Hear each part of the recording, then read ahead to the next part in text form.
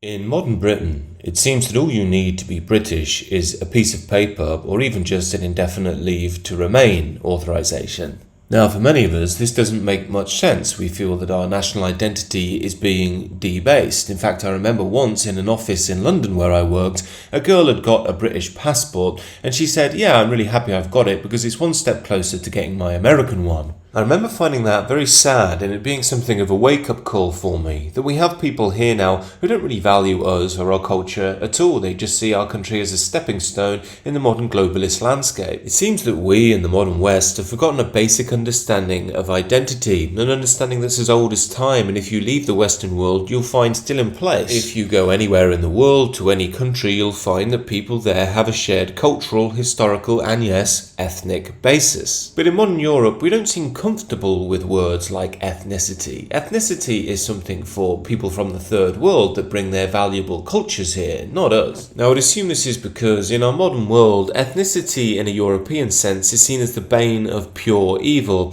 It's the demonic symbol in our post-religious, secular, humanist world. Yet in objective reality, it's not a bad thing at all, or a good thing. A Welshman is just a Welshman. A Spaniard is just an Iberian. It's seen as bad when you add our cultural understanding of what it means around it. We seem to be in this PTSD state after World War II and think if anybody of European ancestry acknowledges their ethnic roots, they'll turn into some genocidal maniac who wants to destroy the world and all minority peoples with it. Now, I'm sure you can always find one or two crazies like that the BBC and The Guardian would be more than happy to put front and centre, but for the vast majority of people, it's just complete nonsense. But our liberal overlords don't seem to think that way. They seem to think that anybody who acknowledges their British ethnicity in, Britain is somehow evil and shouldn't be welcome in modern Britain.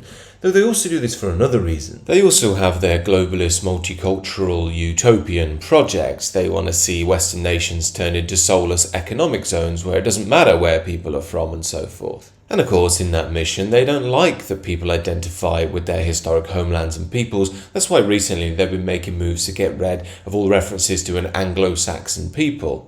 Yet what am I actually saying here? If anybody doesn't have pure British ancestry, can they ever really be British? Well, I think that one answers itself. Let's take four famous figures: Ronnie O'Sullivan, the snooker player, Michael Bisping, the UFC fighter, Michael Portillo, the politician, and Nigel Farage, leader of Reform. Each of these men has ancestry which harks back outside of the British Isles. O'Sullivan is Irish Sicilian, Bisping is Irish Polish, Portillo is Spanish, and Farage goes back to Huguenot ancestry. Yet I would personally say that each of these are fully integrated. They can fully call themselves British, but what allows them to do that? Well, we could say that each of them met the following criteria in various ways. When they came here, their families had a shared cultural understanding which didn't undermine the culture in Britain. Secondly, some of them have married into the broader British group and with that had children with them. That means there's blood bonds to the country. Another key factor is just time. They've been here so long that they've essentially become part of the furniture in the UK. It's in their bones. It's where their loyalty completely lies. So the answer seems obvious then. People can come to Britain and become British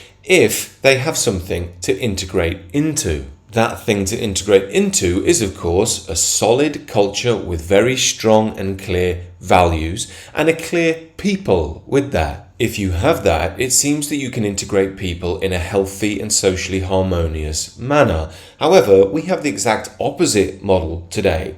For the English or the British to see themselves as a people is seen as pure evil. Our culture doesn't really offer anything. It's just vacuous, globalist, materialist nihilism. Those of us who try to maintain the traditions of our country are of course labelled as evil and stupid and so on. However, it's even worse when you consider the levels of mass immigration that we've had. Quite frankly, the numbers have just been way too high. So even if we did have the firm culture and the strong understanding of who we are as a people, we're not giving our new arrivals time to integrate into anything anyway. And of course, that assumes that people coming here even want to integrate. As I said at the top of the video, there are people coming here who have no affinity with Britain at all. In fact, many of them actively dislike us and live in semi-autonomous enclaves now. Now, it may seem that this video is about an abstract topic, but it's really not, because these issues are going to become increasingly important as the globalist liberal world starts to crack apart. Now, at the moment, it seems our overlords are just trying to hold on and paint over the cracks, just pretend that the only problem is the far right. That's a byword these days for evil, thick, stupid, racist, full of hate and so on. Now, while I think some of our overlords use this to gain economic and political control,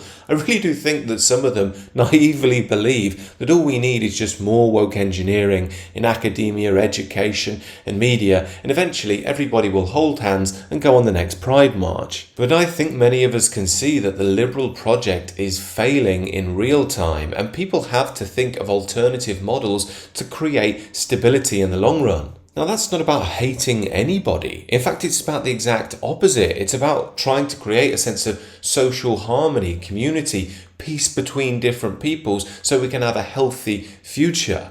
In my mind, it's high time we start to think differently about Britain, about Europe, about the modern world. Our globalist overlords have had complete control over the culture, completely undemocratic as well, by the way. And it's high time we started to have rival models to their system, which in my mind is just destroying the West.